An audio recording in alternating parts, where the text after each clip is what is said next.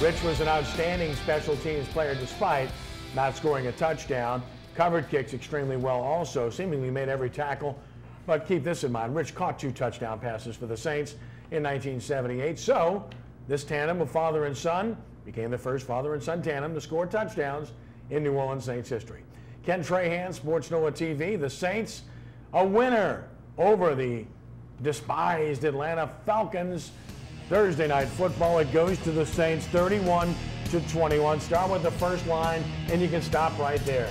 3 turnovers by the Falcons, and the Saints played error-free football. Drew Brees had a splendid game, managed the game beautifully. Mark Ingram finished drives, putting the ball in the end zone. And the receivers, well, Cooks caught it, Snead caught it, and the defense, they made plays. And the younger players in particular really stood out, along with Cameron Jordan. So as we look back at this game, Brian, easily the best effort by the Saints this year, taking nothing away from the win over Dallas. Cowboys were missing some key components in that game, and they haven't won since then. So this, to me, was a watershed moment. This was the team that you envisioned it could be before the season started. Absolutely, and it's the first time, Kenny, we don't even have to debate that as far as was it their best effort of the season and all-around game? Absolutely. It was complimentary football at the premium.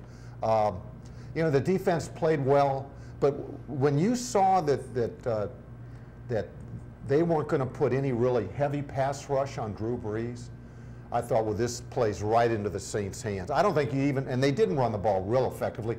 They did move the chains when necessary, and Mark ran hard around the goal line. But the fact that they really didn't put a lot of pressure on Drew is going to pick apart a secondary if given time. Yeah, and I mean, and the thing about it was he was pretty crispy on the short passes. I mean, he didn't have to throw nothing deep, probably a couple balls that he got out there late, but I mean, the short passer was, I mean, they, like you say, Brian, they didn't put no pressure on him. They gave him time to throw the ball, and he looked it well.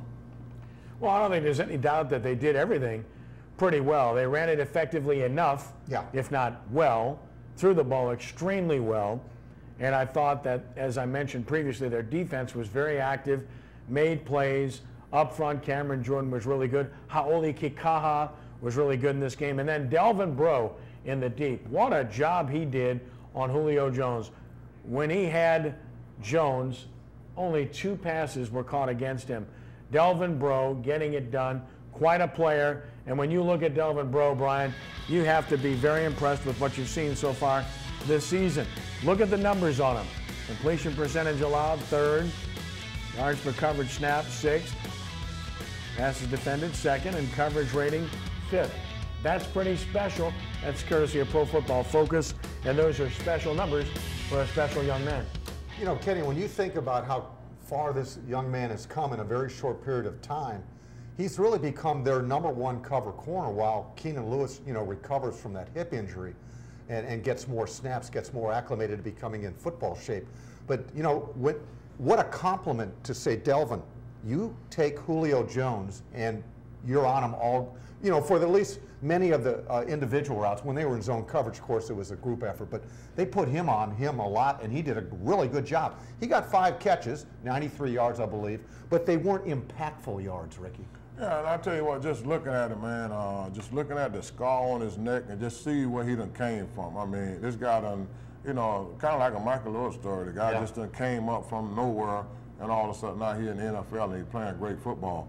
And he's hungry. I mean, you know, and that's what the key to when a guy be hungry like that. He don't want to go back to where he come from. He want to get better.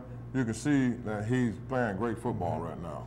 And I think, you know, the defensive front, and they were doing a lot of that damage with 3- and 4-man rushes, Rick. They weren't, you know, they weren't bringing a lot of gimmick type defense pass rushes at all. No, I think Atlanta took the Saints kind of light. You know what I mean? You can tell the way they came in, like, we're going to beat y'all. Y'all not that good. You know, they was reading a news clipping. And whenever you do that, man, a team come out and hit you in the mouth, and you can see the Saints came out from the start of the game, hit them in the mouth, and they never did recover. No, they didn't. Overall, this was the Saints' best effort of the season. There's little doubt about that.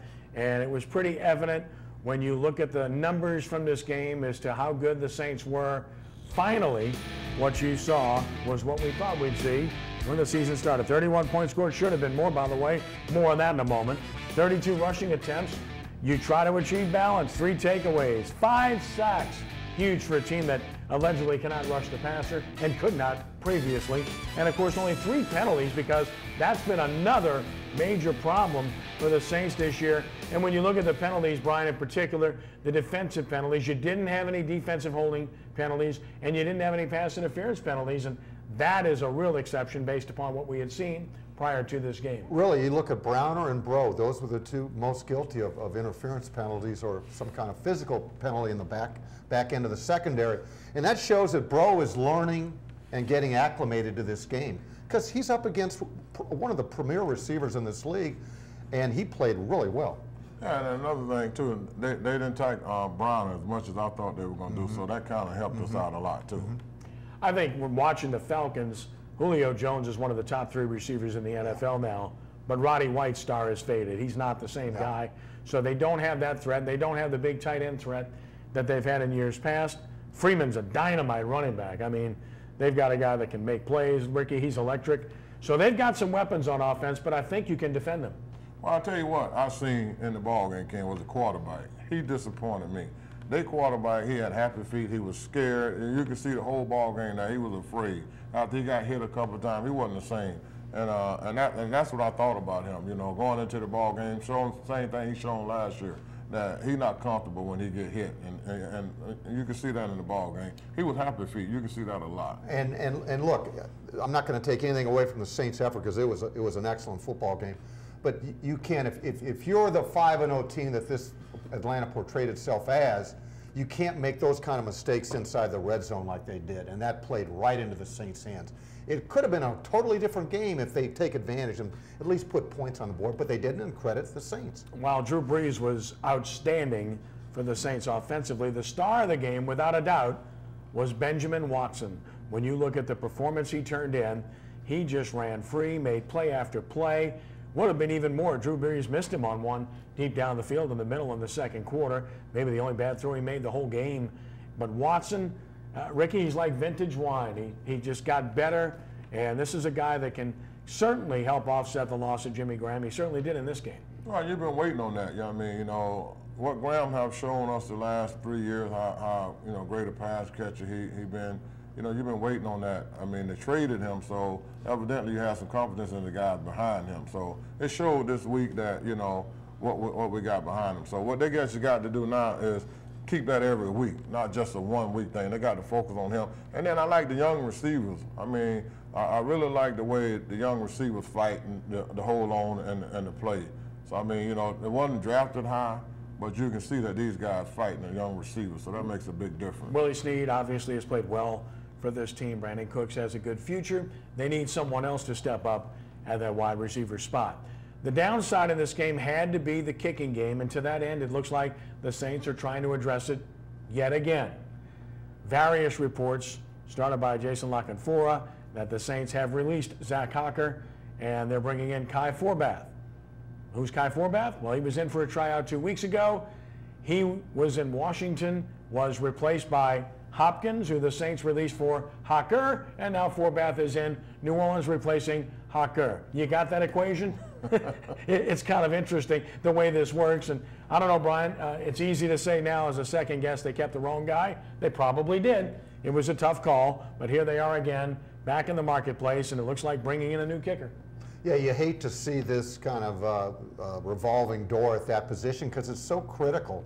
And but you know what? It had to be done. You can't continue to miss makeable field goals if you're going to try and catch folks in the NFC South. So it was a matter of time, a matter of when, not if. And they can't get Hopkins back, Ricky, because he's kicking for the Redskins and kicking very well. All right, I mean, and you got to address the kicking problem. I seen the punter, when the punter punt the ball bad, I mean, it's just like, you know, you got to get your kicking game in order. Well, the good news is, having played on a Thursday, they have extra time to get players ready, including Thomas Morstead, and they need him back because he obviously would go back to kicking off now that you've cut Hocker, who was kicking off. And then, of course, you look at the other injuries, Armstead in particular, you really want to get him back. Get Keenan Lewis a week better than where he's been. Hopefully Damian Swan, who's a key piece. So the extra days should help. Plus Indianapolis played on Sunday night. Right, and you know what? They're going to I bet the Saints play a lot of nickel against that Indy offense. But two guys to mention real quickly here are Hicks, who replaced